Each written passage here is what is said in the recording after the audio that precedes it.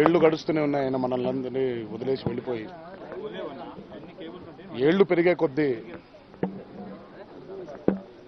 ఆయన లేని భావం కూడా ఇంకా ఎక్కువ కలుగుతూనే ఉంటుంది. కొంతమంది మహానుభావులు భౌతికంగా మనల్ని విడిచి వెళ్ళిపోయినా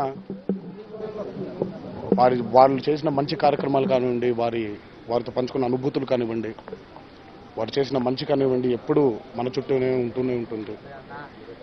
అలాగే తాతగారి ఆత్మ ఎల్లప్పుడూ తెలుగు రాష్ట్రాల ప్రజల మధ్యలోనే, తెలుగు రాష్ట్రాల ప్రజల చుట్టూ తిరుగుతూ ఉంటుందని బలంగా నమ్ముతున్నాను.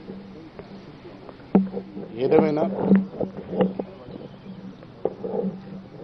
ఆయన మాకు చూపించిన బాటలో నడుస్తూ వెళ్తామని, ఆయన మాకు ఇచ్చినటువంటి ఒక గొప్ప అవకాశాన్ని సద్వినియోగపరుచుకుంటామని తెలియజేస్తాను.